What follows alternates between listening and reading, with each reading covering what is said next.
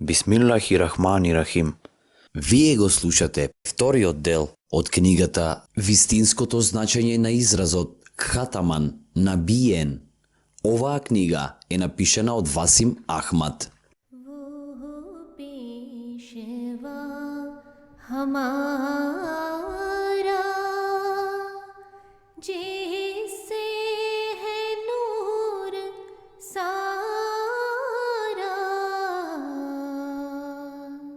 Зборот Кхатаман и употребата за Мухаммед салаллаху алейхи веселем. Чесниот пратеник кој ја добил оваа титула и кој имал најголемо знаење и самиот го употребувал овој збор повеќе пати. Еднаш рекол: јас сум Кхатам на пратениците и о Али, ти си Кхатам на евлиите. Овде во една реченица пратеникот салаллаху алейхи веселем го употребува изразот Кхатам за себе како пратеник и за Али разијаллаху анху како евлија. Ако веруваме дека Мухаммед салаллаху алейхи веселем е последен пратеник и повеќе не може да има пратеници, тогаш исто така треба да веруваме дека во уметот на муслиманите повеќе не може да има евлии, побожни луѓе, како што бил Хазрети Али. Но познато е дека имало многу евлии меѓу муслиманите после Хазрети Али разијаллаху анху. Вистинската порака на овој хадис е дека Мухаммед салаллаху алейхи веселем е најдобар пратеник, а Хазрети Али е најдобар евлија, добар човек. Во вториот хадис, честниот пратеник салаллаху алейхи веселем рекол: јас сум Абдулах, Кхатаман набиен, од времето кога Адем бил во преодна состојба, помеѓу вода и кал. Мухаммед салаллаху алейхи веселем бил Кхатаман набиен пред Адем алейхи селам да бил роден. Тоа значи дека оваа титула е постојана и не е ограничена со време. Кхатам не е поврзан за времето. Ако Мухаммед салаллаху алейхи веселем бил Кхатам пред Адем алейхи селам, тогаш не требало ниту можело да има пратеници пред него, ако Кхатам значи последен. Ние овој хадис го толкуваме во смисла дека ова е Божи план со кој е одредено Мухаммед салаллаху алейхи веселем да биде роден како Кхатам уште пред Адем алейхи селам. Третиот хадис вели дека Мухаммед салаллаху алейхи веселем овој израз го употребил за својот амиџа Абас и рекол: о амиџа, ти си Кхатамал мухаџирин во хиџра, миграција кога муслиманите преминале од Мека во Медина, како што сум јас Кхатаман набиен во пратеништвото. Во овој хадис Мухаммед салаллаху алейхи веселем зборува за статусот на својот амиџа како најдобар мухаџир, а не како последен мухаџир. И ден денес некои луѓе мигрираат поради разни проблеми, вера и така натаму, тие одат на друго место. Четвртиот хадис вели дека честниот пратеник салаллаху алейхи веселем рекол: јас сум последен пратеник и оваа моја џамија е последна џамија. Во овој хадис зборот последен е употребен за да означи ранг, односно статусот во рангот. Тоа значи дека тука повеќе нема да постојат други џамии кои ќе го достигнат нивото на важност какво што го има џамијата на честниот пратеник салаллаху алейхи веселем, бидејќи секој ден луѓето во светот градат џамии. Ако овој израз значи последна џамија во буквална смисла, тогаш луѓето веќе не би граделе џамии. Петти хадис, кога синот на Хазрети Мухаммед салаллаху алейхи веселем, Ибрахим, умрел, тој вака рекол: ако беше жив, тој сигурно ќе беше пратеник. Некои теолози во овој хадис наоѓаат значење во смисла дека Бог му ја дал смртта на детето, бидејќи не сакал да стане пратеник. Зарем е можно било кој да стане пратеник? Зарем Бог треба да усмрти некого за тој да не стане пратеник?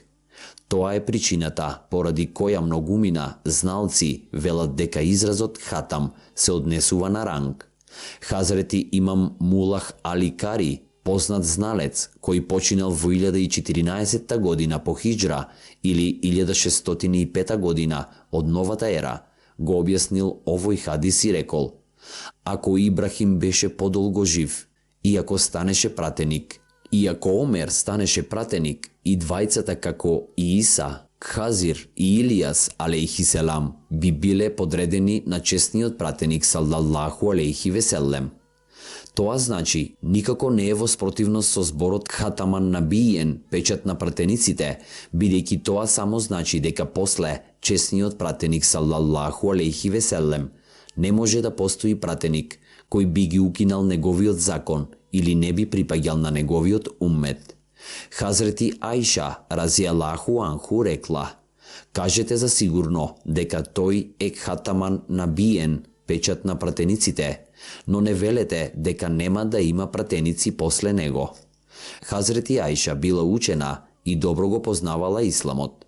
Се зборува дека улемата половина знаење добила од Хазрети Аиша разијалаху анху.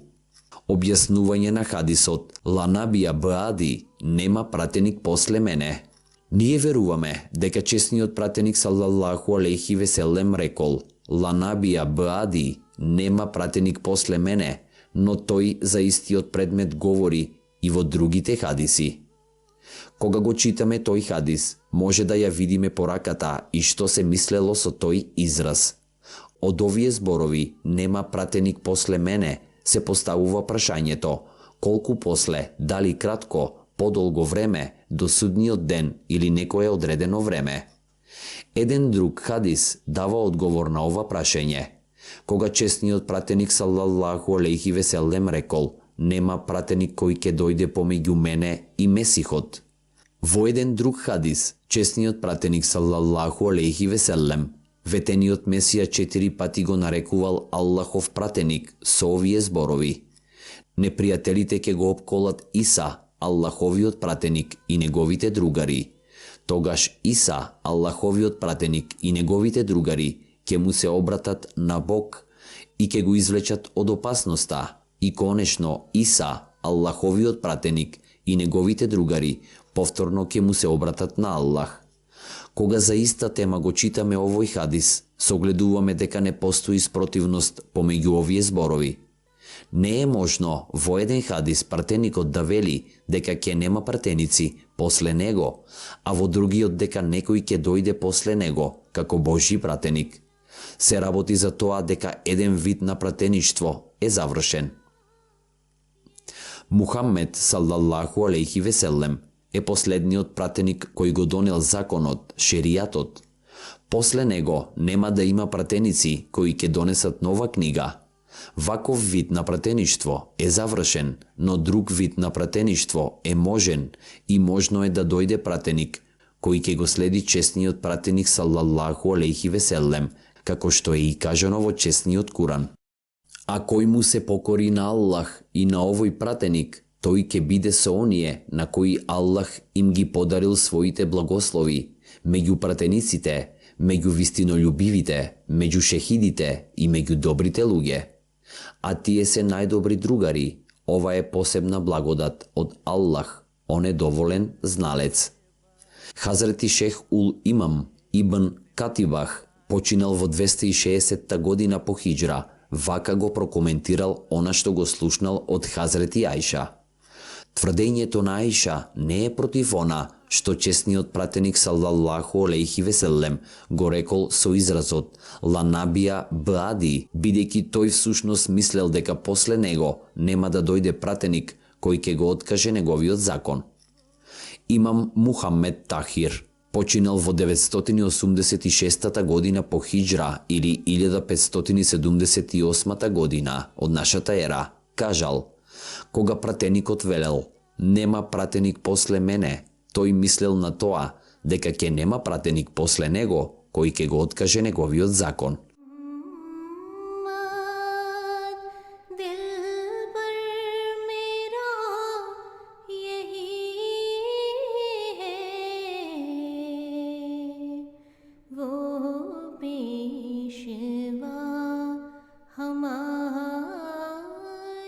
Хазрети Мулла Али Кари починал во 1014 година по хиджра, вели: Според улемата, зборовите Ланабија Баади значат дека во иднина нема да биде воздигнат пратеник кој би го отповикал законот на чесниот пратеник салаллаху алейхи веселем.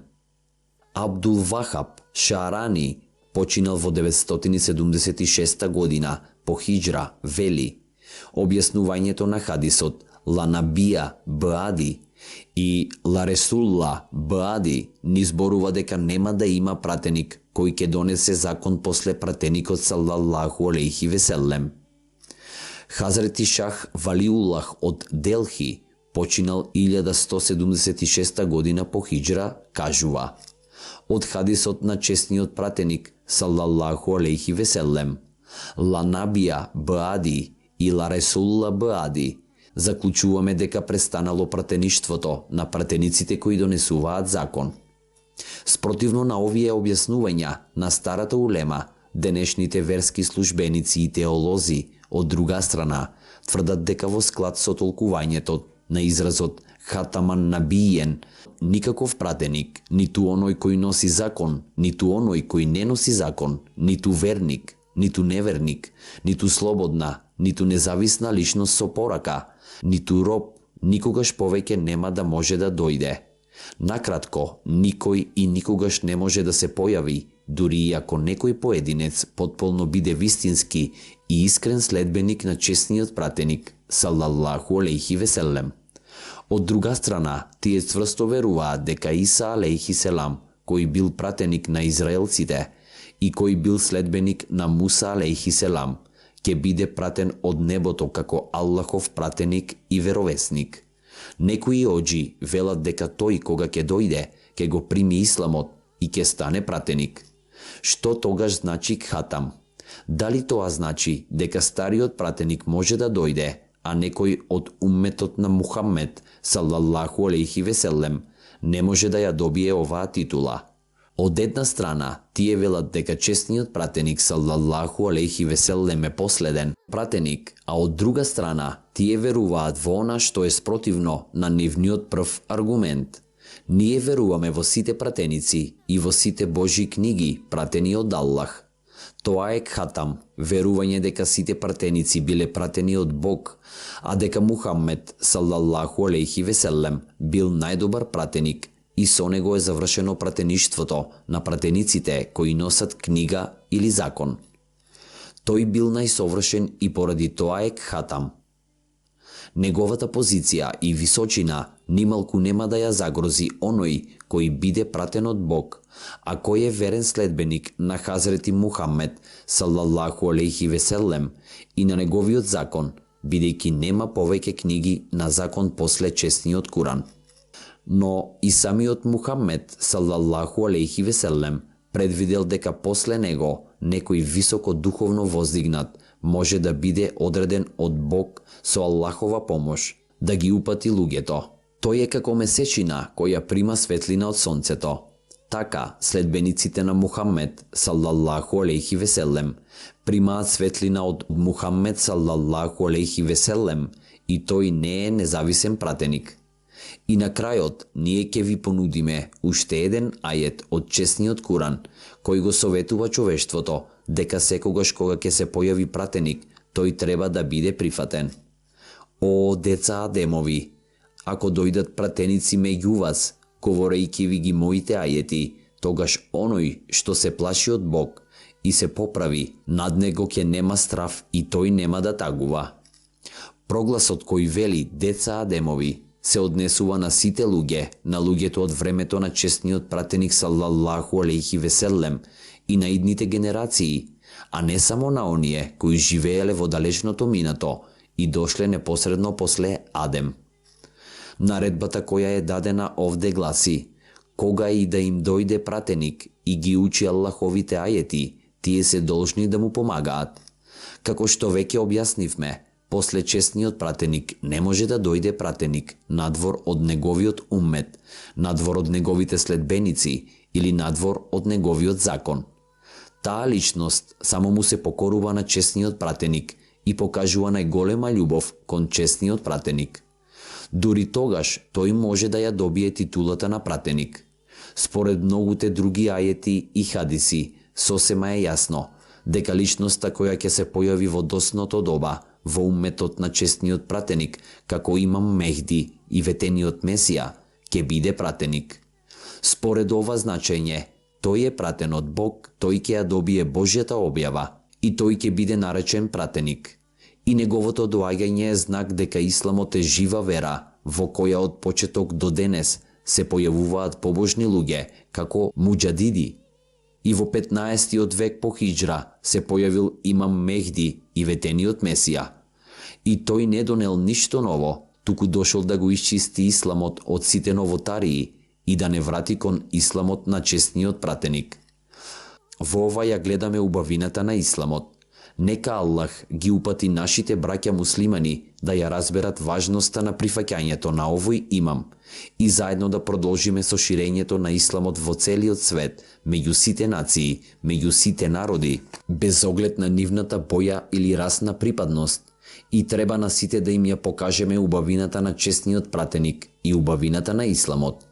Кога во тоа ќе успееме, тогаш сите народи ќе го дознаат вистинското значење на Кхатаман Набиен, што значи еден пратеник за целото човештво.